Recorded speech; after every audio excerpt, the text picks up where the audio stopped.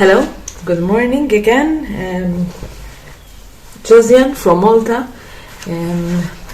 a Silversmith nowadays. Today I wanted to do a video about something very, very particular. How do we take the sizes of rings? And I wanted to go into the methods that there are out there which aren't actually correct, and they shouldn't be done because it will give you a different or wrong result, and how it's done, okay, how it's supposed to be done, and what are the things that we as silversmithers take into consideration. So the most common and the most practiced one for people who are not in the silversmithing world, generally you are told to take a piece of paper, okay. I'm going to use always the same finger so that I don't take a piece of paper. I'm taking two kinds of paper so that we see the difference as well, if there is any between paper. So a lighter paper, okay, and a bit of a stiffer one.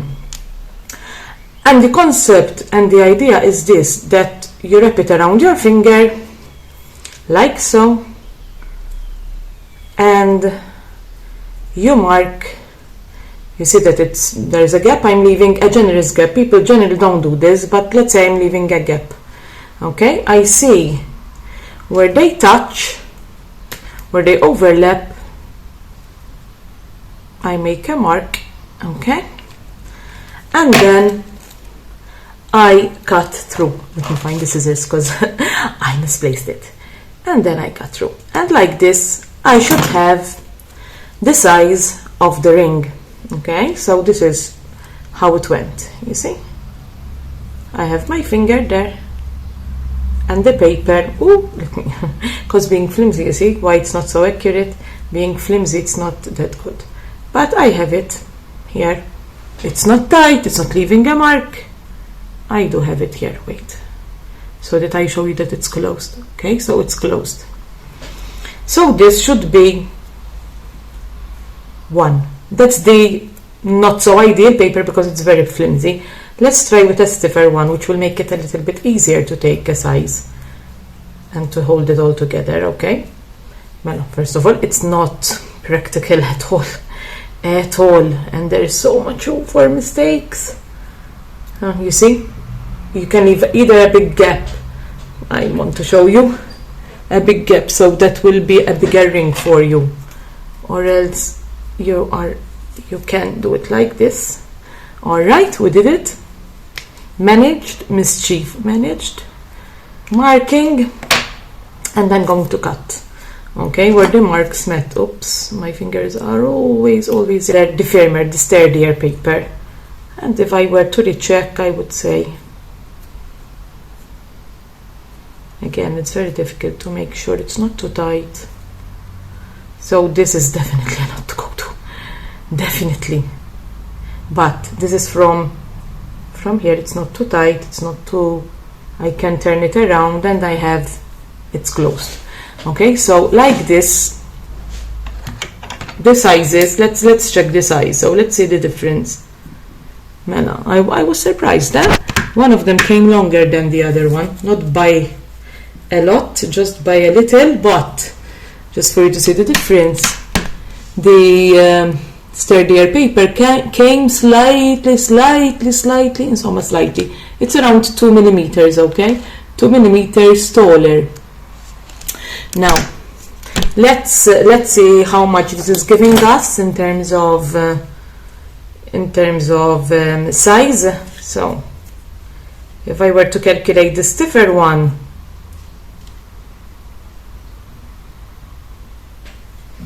let's put it on so that to make sure we're having a correct measurement. It's giving me 58.79. So let's go by 58. Okay, to be correct, it would be 58.79. So 58.9. It would be a size R. Okay, so that's one, and then I have to go and do the other one. Please open a bit.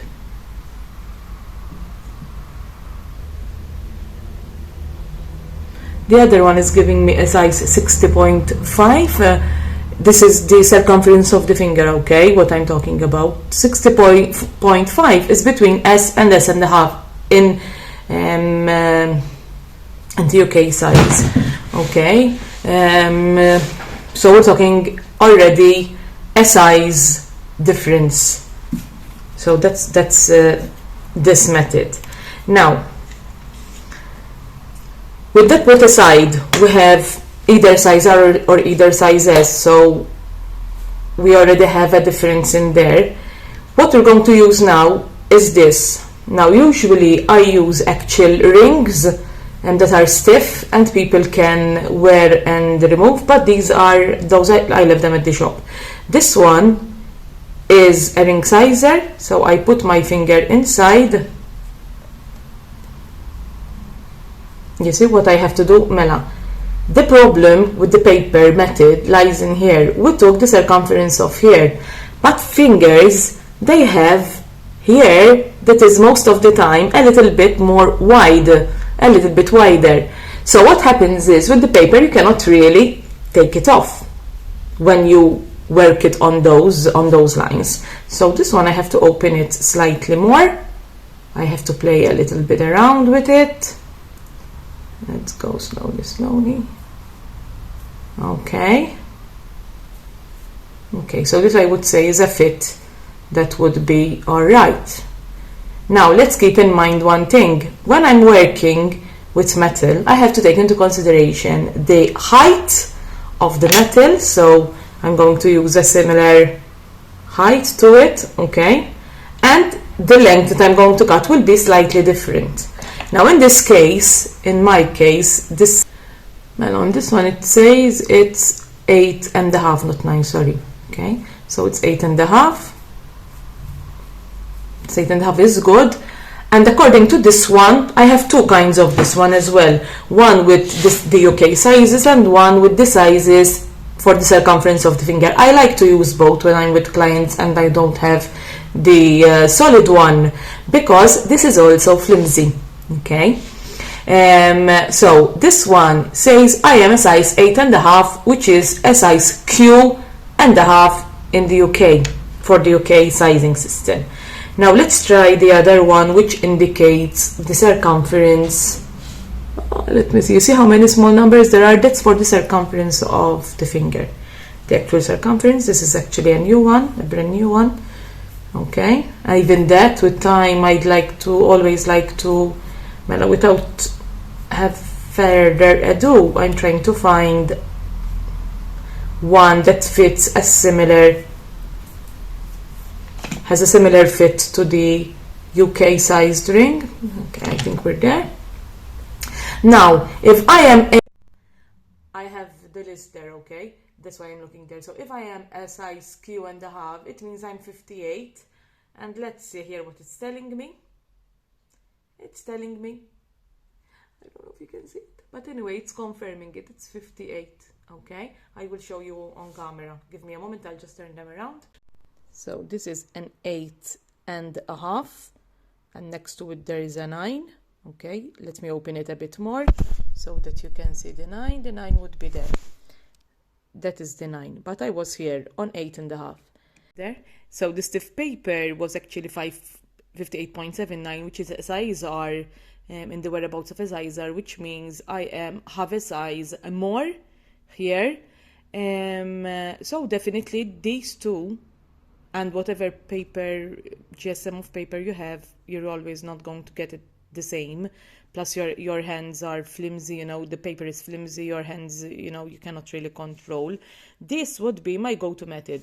I always do another thing to check that out, which I'm going to show you now. Sharing with you the last and final thing I do when I am doing this kind of method, not with the stiff ones, okay? I go to my mandrel, I put it inside, I make sure it's not too stretched, not too bent, and the answer it's giving is between Q and R, which is a Q.5. I'll check them both just to be sure. Okay, it's stiff, it's not leaving space. All right, and again we are, it's not showing well, but it's between Q exactly, and R. So the ring is staying there.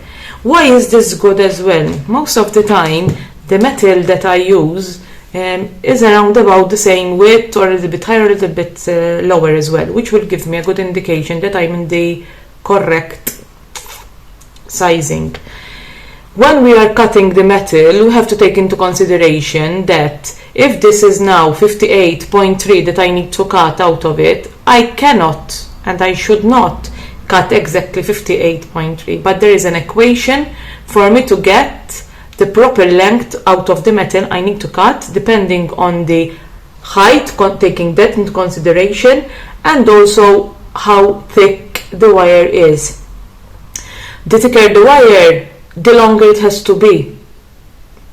The addition to it has to be longer than if it were thinner. Okay, if the wire was less wide, I would add less of metal in terms of length than I would if it's wider. Okay, so this all comes through equations, mathematical formulas. There are gadgets as well that can help you with that. I wish to buy it very, very soon, because it will help me instead of, I can take the videos instead of using my mobile as a calculator. But there exist gadgets that can give you that information as well, which are very handy. So this is definitely a myth debunked. I am liking this kind of series now, where certain myths I can actually look into them and share them with you. So we did a small experiment today, and first of all, I hope you liked it, I hope you enjoyed it, I hope you learned something. Feel free to question, feel free to look around you. Do not delve into something before you actually have questioned yourself various questions. Paper, what kind of paper, how thick should it be, how wide should it be, because all these things would affect. All right, take into consideration that when you're checking, please do check out with people out there who are doing the job, in this case doing a ring, so they are silversmithers who would know a little bit more about the difficulties or the differences or the things you should take into account when taking a ring size. Also, if you want a free consultation on the size of your ring, of your fingers, feel free to contact me again, and we can set up an appointment at L'Artigiana in Rabat, and we'll have your ring size taken. You don't need to buy, it's just a service that I can provide for free, not a problem at all. And yeah, I hope this information helped. Another thing that I would add as well, just for you to remember, is I took my ring size in a cold period. Okay, so today my fingers are a little bit less swollen when compared to how they'll be in summer, when it's hot, when there's heat. Okay, with heat we do retain more water as women as well, especially, and obviously the size of the ring will be different. So do take into account, I speak with my clients, we take that into account where we're taking ring sizes, so that they know that if they took a size now, in summer it could be slightly different, and we have to see how much as a person your fingers do swell or not. So that is a discussion we will have when we're talking about it. Thank you again for watching, and again another video for you has come to an end. Hope you enjoyed it, hope you learned something. If you have any questions or things you're not sure about or things you want to discuss, drop them as a question in the comments. Subscribe, hit the bell button. I'm quite new to YouTube, so do help me, and that is something that I'm forever grateful for. So I hope you liked this video for today, and see you for more. Bye.